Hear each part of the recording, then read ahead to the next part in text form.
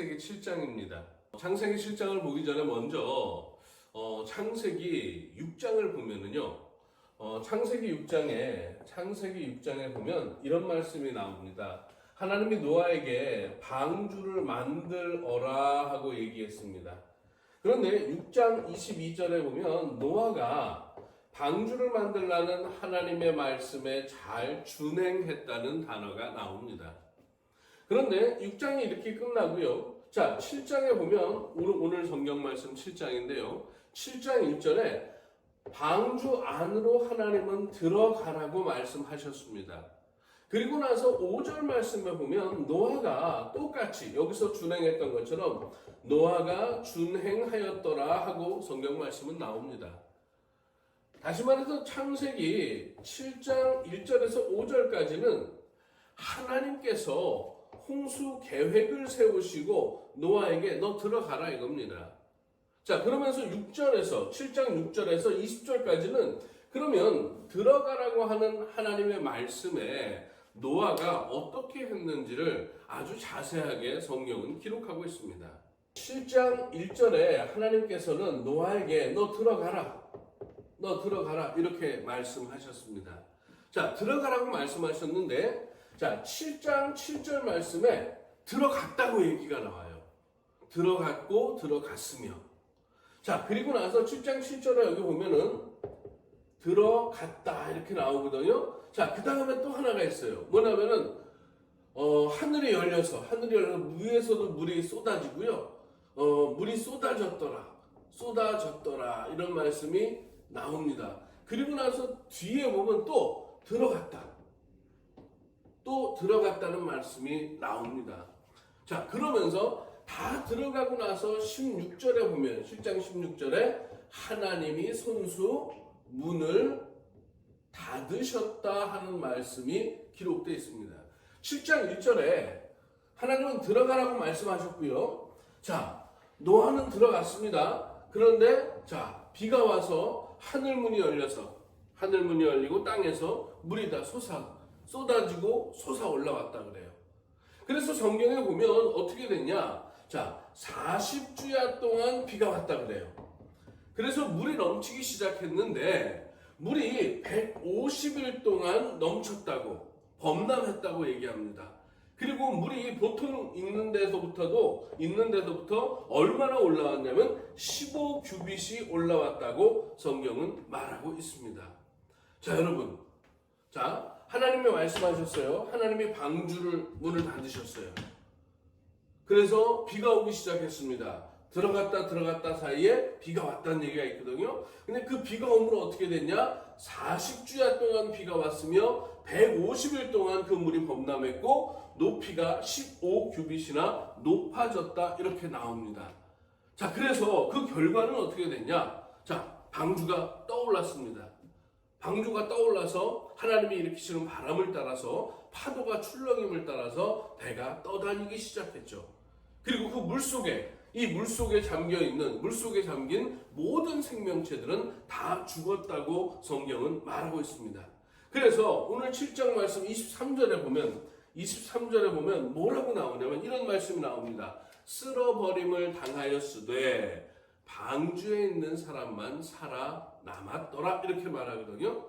자, 그런데 창세기에 보면 창세기 6장 7절에 하나님께서 처음으로 내가 쓸어버리되 이런 말씀이 6장 7절에 나오거든요. 자, 그런데 7장 맨 마지막에 보면 6장 7절의 말씀에 이어서 7장 23절에 쓸어버림을 당하였으되 하고 나옵니다. 하나님의 말씀이 우리에게 현실이 되었다는 것입니다. 자, 여러분 잘 기억하세요. 하나님께서 처음에 세상을 창조하실 때 여러분 하나님의 말씀으로 창조하셨습니다. 창세기 1장에 보면 그대로 되었더라 이렇게 나와요. 그러면서 보시기에 좋았더라 이렇게 기록되어 있거든요. 자, 그런데 창조만이 아니라 하나님의 심판도 마찬가지입니다. 하나님의 심판도 하나님의 말씀으로 시작되는 것입니다. 자, 내가 쓸어버릴 거요. 너는 들어가라. 방주를 만들어라. 자, 여러분, 하나님이 창조한 세상 그대로 말씀대로 됐잖아요. 보기에 좋았습니다. 자, 하나님의 심판 그대로 말씀대로 되었습니다. 하나님 보시기에 좋지 않은 것은 다 물로 쓸어버림을 당하였습니다. 자, 여기서 여러분들이 많이 궁금해하는 것 제가 말씀드릴게요. 창세기 6장 19절에 보면 암수 한 쌍씩 방주에 들어가라 그랬습니다. 그런데 창세기 6장 19절이 아니라 창세기 7장 2절에 보면 정결한 짐승은 암수 7씩, 부정한 짐승은 암수 2씩 그렇게 들어가라고 기록이 달라요. 그러면서 7장 15절에도 이렇게 나옵니다. 무릇 생명의 기운이 있는 육체가 2씩 들어갔다고. 이것은 여러분 구약 성경은요, 하나님이 제가 만약에 성경을 쓰는 사람이면 하나님이 저에게 야 영배야 내가 말할 테니까 너 받아 적어 그러면서 쓴 게 아닙니다. 성경은 기록되기 전에 수많은 사람들에 의해서 구전으로 전승된 역사가 있습니다. 그 전승된 역사 속에서 나중에 기록이 남았겠죠. 그런 기록들이 수집되는 과정에서 여러 가지의 전승 자료가 편집되어서 지금의 성경책이 이루어졌다는 것을 우리는 이 홍수 기사를 통해서 분명히 알 수 있는 것입니다. 오늘 말씀을 좀 더 자세히 보면 홍수가 났을 때가요, 언제냐면요, 노아가 600세 되던 해였습니다. 600세 되던 해 2월 10일 날, 자, 방주에 들어가라는 말씀을 따라 2월 10일 날 들어갔고요. 방주에 들어가서 일주일이 지났어요. 2월 17일. 그때부터 비가 쏟아져 내리기 시작했습니다. 그리고 들어가라고 말씀하신 하나님께서 노아와 그 가족들과 짐승이 다 들어가자 손수 문을 직접 닫아주셨다고 성경은 기록하고 있습니다. 자, 그리고 비가 쏟아져서 다 죽었습니다. 그 다음에 어떻게 됐을까요? 방주에 있는 사람만 살아남았습니다.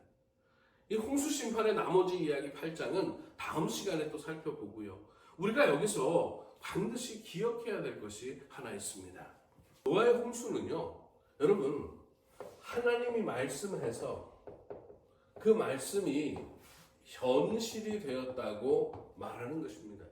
이 말씀이 현실이 되었다는 이거는요, 자, 하나님의 창조 역사에서도 마찬가지거든요. 그런데 하나님의 심판의 역사에서도 마찬가지인 것입니다. 자, 그러면 세상의 시작인 창조와 세상의 마지막인 심판이 하나님의 말씀이 현실이 되는 것입니다. 자, 그러면 창조와 심판 요 사이에 있는 우리의 삶은 어떨까요? 여러분, 우리의 삶 또한 다른 게 아니에요. 하나님과 함께하는 삶은요, 하나님의 말씀이 현실이 되는 것, 이것이 바로 우리들의 삶이 되어야 하는 것입니다. 오늘 성경 말씀에 보면 여러분 창세기 6장 한번 보겠습니다. 창세기 6장 8절에 보면요, 노아가 하나님에게 은혜를 입었더라 하고 나오거든요. 노아가요, 하나님 앞에서 우리는 이렇게 기억하죠. 노아는, 자 보세요, 노아는 의인이다. 성경 말씀에 나오죠. 어디 나오냐면 6장 9절에 나와요. 6장 9절에 노아는 의인이다. 그리고 노아는 완전한 자다. 그리고 또 나오죠. 노아는 하나님과 동행하였더라. 이렇게 쭉 나오거든요. 자, 그래서 우리는 그렇구나. 하나님이 구원의 방주를 만들라고 하시고 하나님이 유일하게 살아남겨두신 사람, 너와 그 가족, 그는 어떤 사람이냐? 의인이야, 완전한 자야, 동행하는 자야, 이렇게 많이 기억합니다. 근데 여러분, 꼭 이것만 기억하지 마세요. 자, 6장 22절에 그리고 7장 5절에 무슨 단어가 나오냐면 노아는 하나님의 말씀에 준행했다더라 하는 말이 나오거든요. 자, 요 말씀을 생각하기 전에 노아는 하나님께 은혜를 입었습니다. 은혜를 입은 사람이기 때문에 하나님의 말씀을 준행할 수 있었던 거죠. 여러분, 우리는 어떨까요? 우리는 내가 지금 의인입니까? 완전한 자입니까? 무조건 동행하고 있습니까? 저는 아니라고 생각합니다. 그러나 우리가 하나님의 은혜를 사모하고 은혜를 입은 사람일 때 우리는 하나님의 말씀에 준행함으로 해서 의인이요 완전한 자요 동행하는 자 글로 우리가 갈 수 있는 것입니다. 자, 여러분, 저는 제 신앙도 여러분의 신앙도 우리의 인간적인 모든 것들은 많이 부족하다고 생각합니다. 자, 하지만 여러분, 우리 역시도 부정적인 가능성이 아니라 긍정적인 가능성이 있습니다. 그것은 우리는 하나님의 은혜를 사모하는 자라는 것입니다. 우리는 하나님의 말씀에 준행하려고 애쓰고 노력하고 정진할 수 있습니다. 이 길을 걸어갈 때 우리는 의인이라 칭함을 받을 것이고 완전한 자라 불릴 것이고 하나님과 동행하게 될 것입니다. 자, 그럼 이 길을 어떻게 갈 수 있는가? 이 길을 가는 방법은요, 다른 거 없어요. 자, 말씀 공부해야죠. 말씀 공부해야 됩니다. 말씀으로 충만해야죠. 자, 그 다음 또 어떻게 해요? 성령으로, 하나님의 성령으로 충만해야죠. 그러면 말씀 충만하고 성령 충만하면 하나님의 말씀은 우리의 현실이 되는 것입니다. 하나님의 말씀이 우리의 현실이 됐을 때 하나님이 통치하시기 때문에 그것은 형통의 삶이 될 수밖에 없는 것입니다. 여기에서 하나님의 나라는 이루어지는 것이고요. 하나님은 우리를 통해서 영광 받으시는 것입니다. 말씀 충만, 성령 충만. 그래서 하나님의 말씀이 현실이 돼서 하나님이 통치하시기 때문에 형통입니다, 여러분. 그래서 하나님의 나라요, 하나님이 영광 받으시는 것입니다. 창조에서만이 아니라 심판에서도 하나님의 말씀은 현실이 된다. 그리고 우리들의 삶을 통해서도 하나님의 말씀은 현실이 되는 그 길을 함께 걸어가자고 저는 여러분에게 권면합니다. 여러분, 우리의 신앙생활은 바로 이 길을 가는 것임을 기억하고 용기 있고 힘 있게 함께 신앙생활할 수 있기를 간절히 소망합니다. 감사합니다.